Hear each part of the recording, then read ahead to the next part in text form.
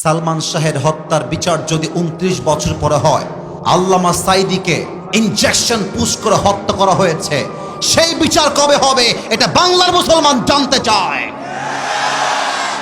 সালমান শাহের দিকে তাকাও, মারছে কে? ওর বউ তারে মারছে। বাবুরা, নারী জাতি সম্মানের জাতি, মায়ের জাতি, সম্মান করবা, বাট বিশ্বাস সব নারীকে করতে গেলে বাস খাবা, আর কিছুই খাবা না।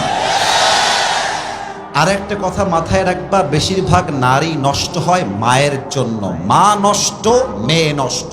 মা ভালো, মেয়ে ভালো।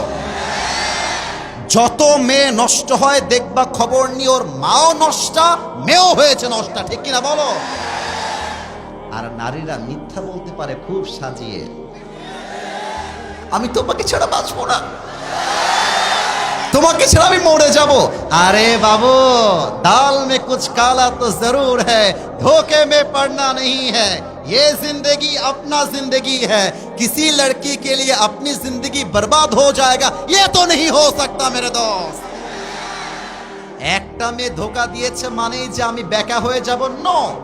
আরে ওর জন্য একটা বিয়ে জায়েজ, আমার জন্য 4টা বিয়ে জায়েজ। ও একটা করবে, আমি 4টা করে দেখায় দিব, পরোয়া টাইম নাই। 29 বছর পরে ইনভেস্টিগেশন করে আপনার সালমান শাহের খুনি বের করছেন, আর বাংলাদেশের কোরআনের উজ্জ্বল নক্ষত্র, কোরআনের পাখি আল্লামা সাঈদীকে জেলখানায় ঢুকিয়ে 12টা বছর নির্যাতন করে শহীদ করা হয়েছে। এর বিচার কবে হবে? আমরা জবাব চাই বাগমারার ভাইরা, বলেন। ও, নায়কের বেলায় দরদ উথলায় পড়ে, আলেমদের বেলায় দরদ উথলায় না, কারণ আলেমরা তো ভারতের দালালি করে কথা বলে না। ভারতের দালালি করে কথা বললে আলেমদের দাম বেড়ে যেত। মাথায় রাখবা, এই বাংলাদেশ ভারতের জন্য স্বাধীন হয় নাই। এই বাংলাদেশ স্বাধীন হয়েছে মায়ের ইজ্জতের বিনিময়ে। এই বাংলাদেশ স্বাধীন হয়েছে হাজারো যুবকের বুকের তাজা রক্তের বিনিময়ে। এই বাংলার একটা মাটিও আমরা ভারতের জন্য ছাড়তে রাজি না। আল্লামা সাঈদী বলতেন, বাড়াবাড়ি বেশি কইরো না, গাছের আগায় আছো, গাছের আগায় থাকো, বেশি বাড়াবাড়ি করলে একটা ঝাঁকুনি মারবে, মামুর বাড়ি দিল্লি গিয়ে পড়বা, ওই দিল্লি গিয়ে তারা পড়েছে, ঠিক কিনা বলে? অতএব সালমান শাহের হত্যার বিচার করলেই হবে না।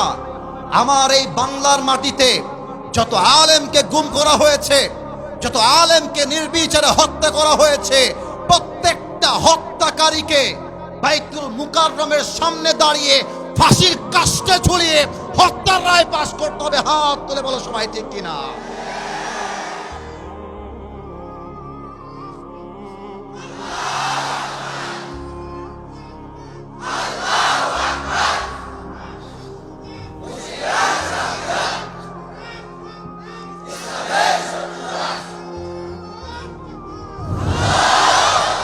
আল্লাহ যেন স্লোগান কবুল করে, পড়েন সবাই আমিন।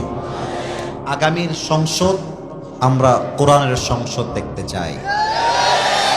ব্রিটিশ আইন চলবে না। এই বাংলাদেশে 90%-এরও বেশি মুসলমানরা রয়েছে, বলেন না ভাই, বলেন বলেন। তো যেই দেশের বাসিন্দা 90%-এরও বেশি, সেই দেশের আইন ব্রিটিশ আইন দিয়ে চলে কেমনে? আমরা তো বুকের তাজা রক্ত ব্রিটিশ আইনের জন্য দেই নাই, আমরা বুকের তাজা রক্ত দিয়েছি বাংলার মাটিতে ইনসাফ কায়েম করবার জন্য, বলেন।